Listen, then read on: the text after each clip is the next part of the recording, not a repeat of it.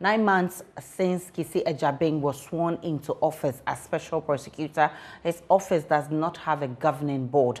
Mr. Agyebeng took office in August 2021. Section 5 and 6 of the Office of Special Prosecutor Act 2017 Act 959 tasked the board to formulate policies for the object of the office, ensure proper and effective performance of the functions of the office, and advise the Special Prosecutor on the recruitment and selection of various staff, among other duties. JoyNews is learning the absence of the board is frustrating the Special Prosecutor to recruit and ratify the contract of some contract workers.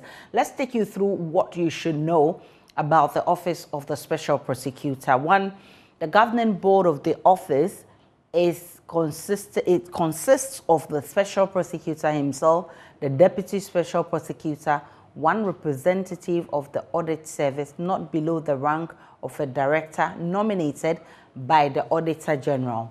Then, one representative of the Ghana Police Service not below the rank of Assistant Commissioner of Police nominated by the IGP, one rep of the Economic and Organized Crime Office not below the rank of Director nominated by the Executive Director, one rep of the Financial Intelligence Center not below the rank of Director nominated by the Chief Executive Officer of the Financial Intelligence Center, one rep of the Commission on Human Rights and Administrative Justice not below the rank of 4 directors nominated by the Commissioner for Human Rights and Administrative Justice.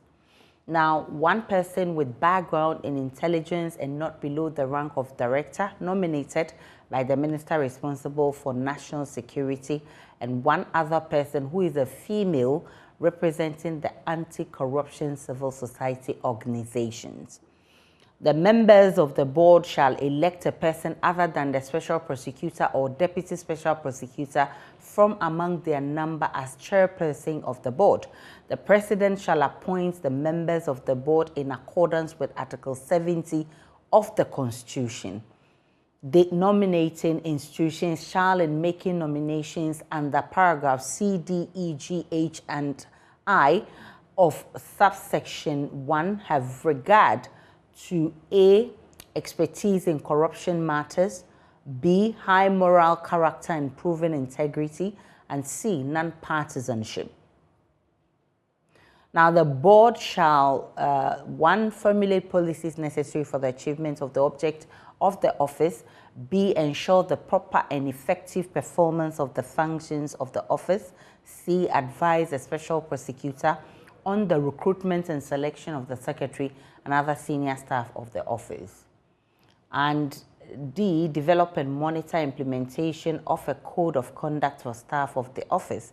E, facilitate cooperation between the office and relevant national investigative bodies to ensure the proper and effective performance of the functions of the office. And F, advise the Special Prosecutor on any policy matters that may be referred to the board by the Special Prosecutor. And 2, the board shall not interfere in the day-to-day functions of the office. My colleague Elton Broby has been monitoring this for us. He joins us with further details in this story. Elton? Yes, Aisha.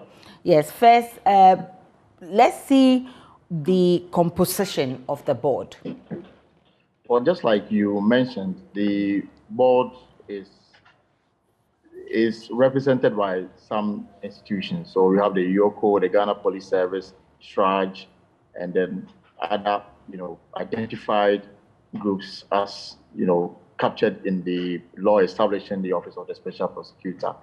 And then the members, once nominated by their institution heads, will then elect a person other than the Special Prosecutor or a Deputy Special Prosecutor to mark themselves as chairperson of the board. And once this is done, the President is required to undertake the necessary swearing in so that the board can begin to function as effective as they should be. So this is how the board is supposed to look like when finally, functioning as captured in the law establishing the Office of the Special Prosecutor. Are you aware of the institutions identified to have made nominations for consideration? Yes, information we are taking, but we've been checking our sources, both at the Office of the Special Prosecutor and at the Presidency. What I can say, what we have picked so far is that these institutions, they've made nominations to the office and to the Presidency. So that has been done. Remember that the current Special Prosecutor was inaugurated or sworn into office 2021 in August. So it's about 9 months now, and these nominations have been done. What is left is for the president to do the swearing in. Now, what I picked is that the office wrote to the chief of staff somewhere 4 months ago for this to be done. And as we speak, the swearing in has yet to start. We do not know when that will be done, but that appears to be a major obstacle in terms of the way the special prosecutor is expected to function. But why has it taken long for the swearing in to be done? I cannot tell. I mean, this is the sole responsibility of the president or any person that he may nominate to do so. So, as we speak, there is no information coming from the presidency as to the reason this is stalling. But what we do know is that the special prosecutor wrote to the presidency 4 months ago for this to be done, and it hasn't been done. Now, the impact of this is that it is affecting recruitment, because the special prosecutor will need to recruit certain persons to work with. And because of the absence of the board, they are unable to do so because the board is expected to provide some direction in matters of this nature. So recruitment is stalling. Also, those who are on contracts and there's a need for their contract to be ratified is also not being done. And that is also affecting them. All this because there's no functioning board to supervise the work of the special prosecutor. That aside, there's also an issue of expenditure, budgetary allocation. So there appears to be some challenges, confronting the office of the special prosecutor, which is incumbent on the presidency to resolve. What we've been told is that at the start of the year, when ministries, departments, agencies were asked to submit their budgetary memos to the finance minister to be captured in the 2022 budget, the special prosecutor made a proposal to government to be resourced with at least 1 billion Ghana cedis for its operations in 2022.